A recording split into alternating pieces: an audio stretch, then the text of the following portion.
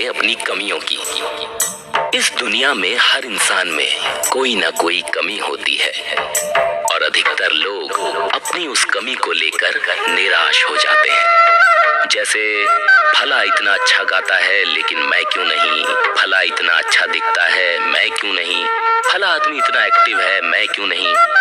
कुल मिलाकर इन कमियों को लेकर निराशा तब बढ़ जाती है जब हम खुद या दूसरे लोग हमारी तुलना दूसरों से करने लगते हैं। एक बात जान लीजिए, इस पृथ्वी पर कोई चीज बेकार नहीं है, हर चीज की उपयोगिता है, चाहे वो सड़क पर पड़ा हुआ पत्थर ही क्यों ना हो। जब तक हम खुद को जैसे हैं वैसे ही स्वीकार नहीं करते, तब तक हमें दुख का सामना करना पड़ता है।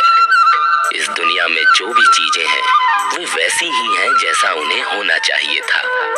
आप जिसे कमी समझ रहे हैं, दरअसल वो कमी नहीं है।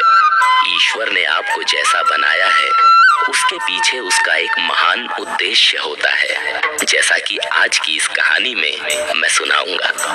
तो चलिए बढ़ते हैं आज की कहानी की ओर। बहुत समय पहले की बात है, किसी गांव में एक किसान रहता था।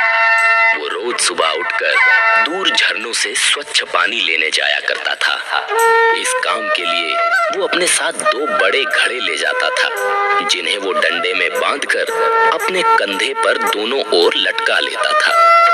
उनमें से एक घड़ा कहीं से फूटा हुआ था और दूसरा एकदम सही था। इस वजह से रोज घर पहुंचते पहुंचते किसान के पास 1.5 घड़ा पानी ही बच पाता था और ऐसा 2 सालों से चल रहा था।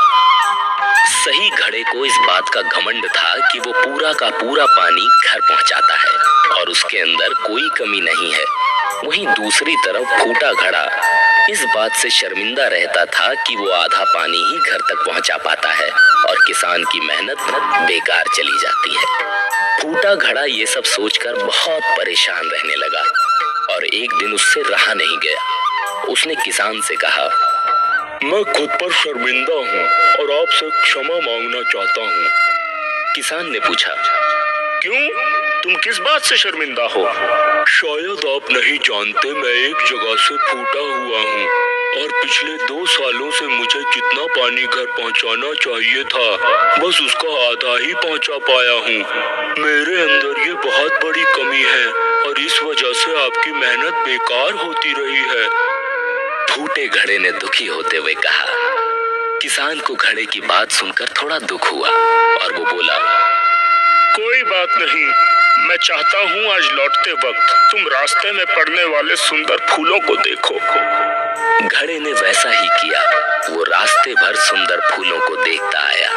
ऐसा करने से उसकी उदासी कुछ दूर हुई, पर घर पहुंचते पहुंचते फिर उसके अंदर से आधा पानी गिर चुका था। वो मायूस हो गया और किसान से क्षमा मांगने लगा।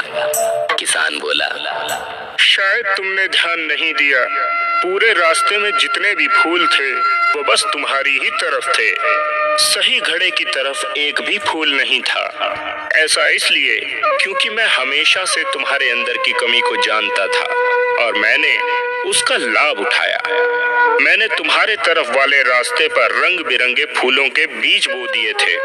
तुम रोज थोड़ा थोड़ा करके उन्हें सींचते रहे और पूरे रास्ते को इतना खूबसूरत बना दिया। आज तुम्हारी वजह से ही मैं इन फूलों को भगवान को अर्पित कर पाता हूँ और अपना घर सुंदर बना पाता हूँ।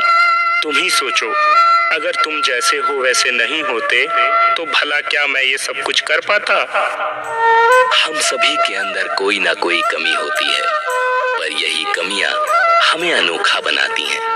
उस किसान की तरह हमें भी हर किसी को वो जैसा है वैसे ही स्वीकार करना चाहिए और उसकी अच्छाई की तरफ ध्यान देना चाहिए।